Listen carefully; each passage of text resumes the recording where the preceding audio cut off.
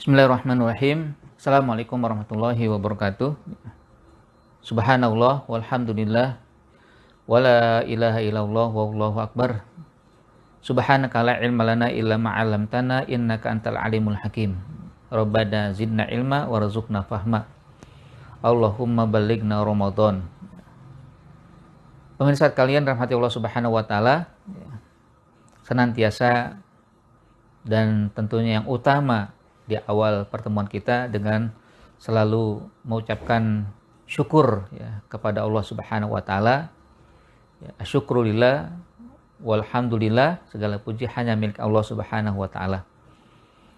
Berkat rahmat, hidayah dan inayah sehingga kita bisa mengarungi kehidupan di bulan Ramadan yang penuh hikmah yang begitu banyak anugerah, begitu banyak nikmat atau juga keistimewaan yang Allah berikan Bulan Ramadan syahrul asyam, bulan Ramadan syahrul Quran, bulan Ramadan syahrul tarbiyah, bulan Ramadan syahrul muasah, bulan Ramadan syahrul jihad, bahkan juga bulan Ramadan syahrul madrasah, bulan yang banyak dinantikan dan didambakan oleh para ulama dan juga Nabi SAW tentunya.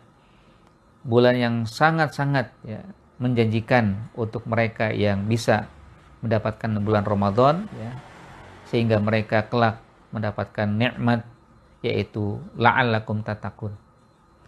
Bersyukur kita kepada Allah Subhanahu wa taala karena kita masih diberikan kesehatan untuk bisa menikmati bulan ini dengan sebaik-baiknya. Mudah-mudahan ibadah yang kita jalani dengan maksimal dan juga akan kita bisa jadikan sarana untuk mendapatkan ampunan dari Allah, lalu juga mengangkat derajat kita di sisinya. Dan tak lupa pula kita selalu hadirkan dan untuk kita sampaikan salawat dan salam kepada Nabi kita Muhammad SAW beserta keluarga, para sahabat dan juga para pengikutnya hingga yaumil akhir. Dan kita berharap saya dan Anda sekalian semua menjadi pengikut setia Nabi Muhammad, lalu kita insya Allah atas izin Allah Subhanahu wa taala mendapatkan syafaat dari beliau. Pemirsa sekalian, pada hari ini dan kesempatan yang berbahagia ini saya akan menyampaikan lanjutan dari pembahasan terkait dengan abjadiyah amaliyah Ramadan yang masuk pada bahasan yang ke-16 yaitu huruf to. Nah, huruf to ini merupakan awal huruf dari kata at-tuhru atau toharotun, suci, bersih. Ada dua bahasan dalam kalimat at-tuhru ini. Yang pertama adalah bahwa seseorang itu hendaknya berusaha untuk mensucikan jiwanya di saat menjalankan ibadah, melaksanakan tugas sebagai hamba Allah Subhanahu wa taala dari kemusyrikan. Kenapa demikian? Karena memang kemusyrikan itu kan menjadi penghapus amal-amal kebaikan, bahkan juga tertolaknya segala kebaikan. Orang yang tidak beriman, orang yang kafir, orang yang musyrik, maka mereka orang-orang yang sia-sia dalam menjalani kehidupan yang baik, yang menurut mereka baik, tapi bagi Allah Subhanahu wa taala tidak ada harganya sama sekali. Seperti fata morgana seperti debu yang ditiup oleh angin, habaan mansuro. Nah, karenanya di saat kita melaksanakan aktivitas secara umum dan terutama di bulan Ramadan ini, kita diingatkan oleh Allah Subhanahu wa taala bahwa kita hidup ini harus senantiasa melaksanakan dengan iman dan amal soleh. Alladzina amanu wa amilus solihat. Bahkan di antara hidup ini adalah ujian agar kita nampak di hadapan Allah, terlihat di hadapan Allah Subhanahu wa taala, ayyukum ahsanu amal. Siapa di antara kita semua ini yang terbaik amalnya. Nah, yang terbaik ini ada dua syaratnya. Pertama, ikhlas karena Allah, yang kedua karena sesuai dengan syariat atau yang dijalani itu sesuai dengan apa yang telah ditetapkan oleh Allah dan juga oleh Rasulullah SAW.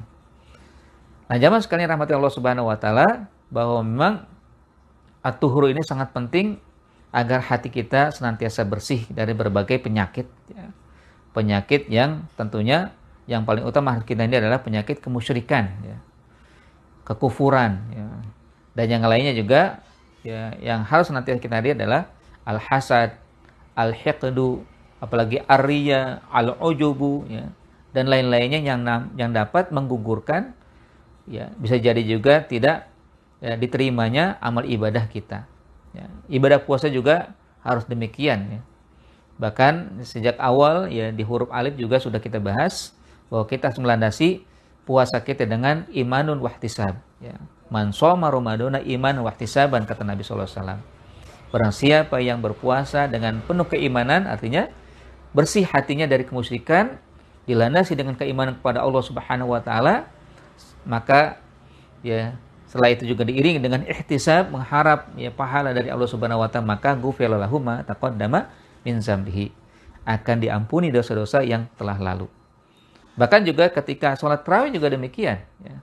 Juga Allah mengatakan, Rasulullah SAW mengatakan, man qoma ramadhana iman wahtisaban. Barang siapa yang melaksanakan ibadah qiyam, itu sholat tarawih di malam Ramadan, maka dengan iman dan ihtisab akan diampuni pula ghufira lahu ma taqaddama min zambi.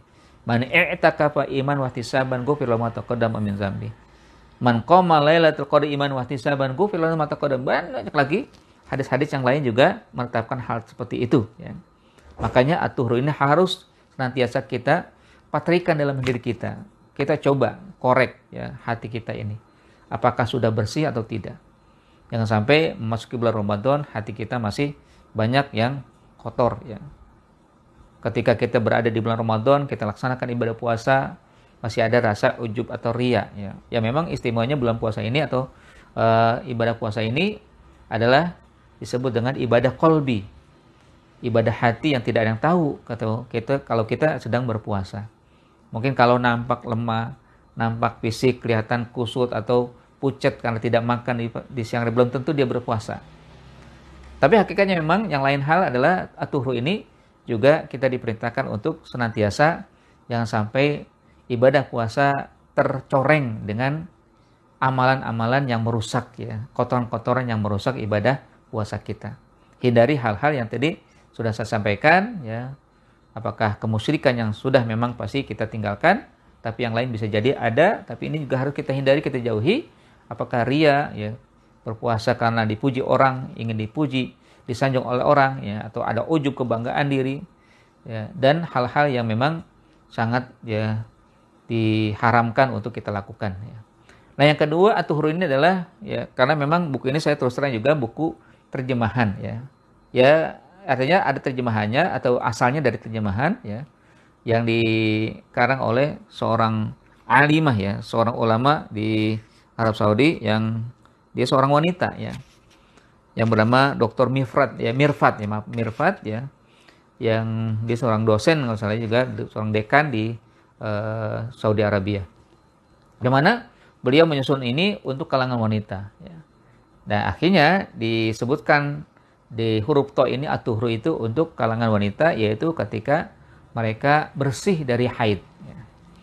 Ya memang, ya, ada uzur syar'i, ya, bagi seorang wanita, ya, dia tidak boleh berpuasa, ya, walaupun nanti harus mengganti di hari lain, yaitu di saat dia mengalami haid, ya. Mengalami datang bulan, ya, apakah, ya, waktunya, ya, ada yang cepat ada yang lama, ya. Ya paling kata dalam mazhab Imam Syafi'i maksimal 14 hari, ya. Yang ini memang tidak bisa dibuka oleh mereka kalangan khusus, ya, mereka yang ketika datang maka dia diperintahkan tidak berpuasa atau dibolehkan tidak berpuasa dan nanti diperintah untuk mengganti di waktu lain. Nah, at-tuhur ini hakikatnya adalah bahwa seorang wanita ketika mendapatkan kesuciannya sebelum fajar, maka diharuskannya atasnya berpuasa dan tidak terhalang dirinya dari mengakhirkan mandi bersuci hingga terbit fajar. Ini ketentuan yang dibolehkan, ya. Kalau misalkan hari 7, ya, malamnya sudah suci, lalu akhirnya dia membereskan atau menyiapkan makanan, ya. Lalu dia ikut makan bersama sahur, ya, dengan keluarga. Dan itu akhirnya tidak sempat untuk, mungkin dia masa-masa nunggu, ya, masa-masa penantian apakah suci atau tidak, ya. Nanti pas waktu subuh, ya dia tetap makan sahur waktu subuh, ya dia melihat rupanya sudah tidak ada berkas-berkas yang menandai dia masih suci atau sudah suci atau masih haid ya. Nah, kalau tidak ada tanda-tanda seperti itu maka dianggap suci dan akhirnya diakhirkan untuk ya mandi bersuci. Setelah itu dia mandi misalkan ya setelah subuh ya baru dia sholat ya, dan dibolehkan setelah itu melaksanakan ibadah puasa. Artinya dia tidak boleh menunda itu. Dan juga kalau misalkan terlambat untuk bersuci maka dibolehkan. Itu yang ya ditentukan atau juga disampaikan ya. Namun tidak boleh mengakhirkannya hingga terbit matahari, bahkan wajib atasnya bersuci dan menunaikan sholat sebelum terbit matahari. Ya, sholat subuh tetap harus dalam kondisi masih ada waktunya ya. Kalau mengakhirkan mandi untuk menetapkan dia nanti berpuasa disilakan, tapi kalau waktu fajar kan tetap harus dia melaksanakan sholat tepat waktunya ya, sehingga dia harus mensegerakan pelaksanaan ibadah sholat subuh ya. Nah, bagi wanita dibolehkan menggunakan obat pencegah haid saat haji karena khawatir datang bulan.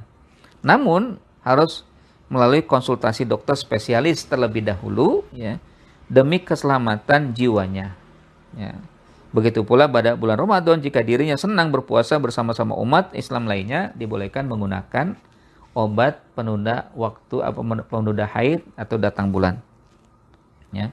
Nah, ini yang bisa saya sampaikan ya terkait dengan at-tuhur, dua hal ya, tapi yang utama adalah secara umum marilah kita mensucikan diri dari segala penyakit ya, dari segala hal yang bisa menghalangi pahala ibadah puasa, terutama hilangkan jiwa dari kemusyrikan, dari pemahaman-pemahaman yang tidak benar ya, dari keyakinan-keyakinan yang dilarang, atau juga dari sifat-sifat atau juga dari akhlak-akhlak yang tidak terpuji, akhlak yang tercela, sehingga dengan itu niscaya kita akan sempurna melakukan ibadah puasa.